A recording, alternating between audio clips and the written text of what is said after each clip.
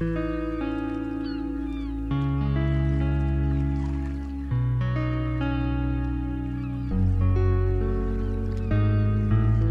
le début de cette semaine, nous avons vu, au cours de diverses vidéos et exercices proposés, comment un acteur touristique peut directement influencer les impacts du tourisme sur son espace récepteur. Mais souvenez-vous, si l'acteur touristique peut influencer les impacts, il peut aussi agir sur les pratiques des touristes. Dans les vidéos qui suivent, nous allons donc plus particulièrement approfondir ce point.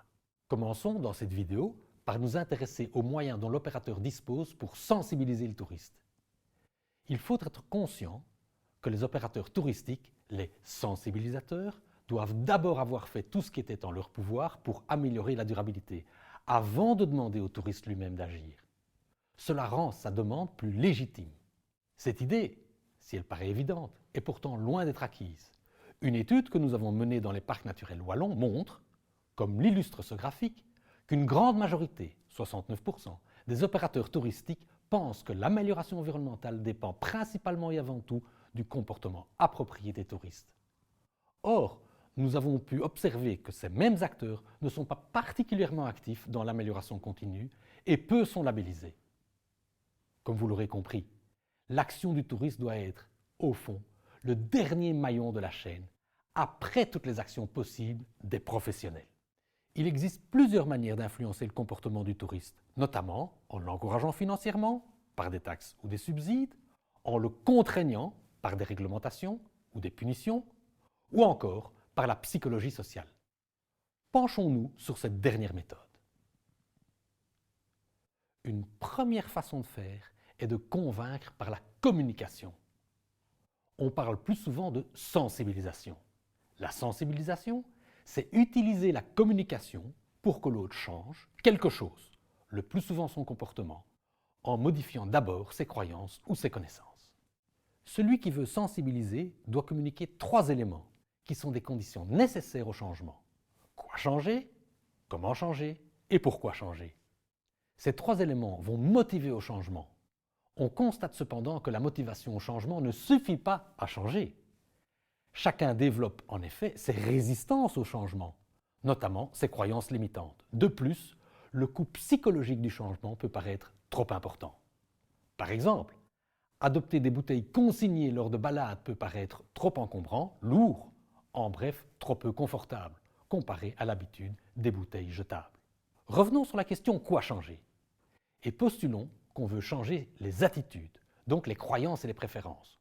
Pour changer cela, des études ont montré qu'une communication par message verbal et fermé ne fonctionne pas. Au fond, les gens n'aiment pas qu'on leur dise « faites ceci, pensez cela ». Ce qui fonctionne mieux, ce sont d'une part des messages plus émotionnels, notamment ceux qui utilisent l'image, comme le fait la publicité, et d'autre part des messages plus ouverts, c'est-à-dire ceux qui posent une question plus que de donner un ordre. Mais, vu les impacts incertains de la modification des attitudes, ne vaut-il pas mieux vouloir changer directement les comportements, sans vouloir convaincre, donc sans sensibiliser? Les recherches sur la dissonance cognitive ont en effet montré que, quand un humain pense une chose et agit de manière différente, il finira par penser comme il agit, plutôt que d'agir comme il pense. C'est pour cela que certains chercheurs estiment qu'il vaut mieux faire changer le comportement des touristes, car ceux-ci finiront par se persuader de penser comme ils font. C'est le principe qui est à la base de la théorie de l'engagement. En modifiant certains actes simples, on modifierait indirectement les comportements plus complexes qui finiraient à leur tour par modifier les préférences et les croyances pour résoudre la dissonance cognitive. Concrètement, l'opérateur touristique va donc chercher à faire prendre une certaine décision aux touristes et à les y engager, c'est-à-dire les inciter à persévérer dans leur choix. Ils le feront d'autant plus volontiers que cela leur évitera de reconnaître qu'ils ont fait un mauvais choix ou qu'ils se sont trompés. Les touristes se tiendront d'autant plus fort à leur décision qu'elle aura été vécue comme libre et publique. Pour ce faire, la technique à utiliser est celle de l'amorçage. On va d'abord demander un petit geste favorable au développement durable aux touristes, puis on va leur demander s'ils sont d'accord et de s'engager le plus publiquement possible. On pourra alors espérer qu'ils persévèrent dans ce comportement et même qu'ils soient prêts à accepter d'autres comportements encore plus importants. À côté de l'amorçage, Il existe une autre façon de faire changer le comportement des touristes et qui n'utilise pas la communication, le nudging. Un exemple est cette mouche collée dans les urinoirs de l'aéroport de Schiphol. Les hommes la visent et les alentours des urinoirs sont 80% plus propres, ce qui était le but recherché. Le nudge, ou coup de pouce, utilise des connaissances sur le fonctionnement du cerveau humain pour l'aider à faire le bon choix au moment où celui-ci se présente, sans contraindre et sans culpabiliser. Le nudge joue sur les habitudes, le regard des autres ou le plaisir du jeu par exemple. Juste avant l'action, le nudge prend par la main le touriste avec bienveillance et l'oriente vers le choix vertueux en douceur et sur la durée. Prenons quelques exemples que les parcs naturels français ont mis en œuvre et qui ont prouvé leur efficacité. Pour réduire la consommation d'eau, un autocollant montrant un robinet avec un nœud à sa sortie a été placé juste à côté de chaque robinet. Cette image permet au cerveau, qui a oublié les idées générales du style économiser l'eau, de lui rappeler un geste concret au moment de l'action. Plutôt que de mettre des messages « ne prenez pas une douche trop longtemps », voire pas plus de 5 minutes, les hébergeurs ont placé un sablier dans leur douche à hauteur des yeux. Cet objet est efficace parce que, si notre cerveau ne nous donne pas le signal de ce que c'est trop longtemps ou 5 minutes, le sablier, lui, nous le donne de façon concrète.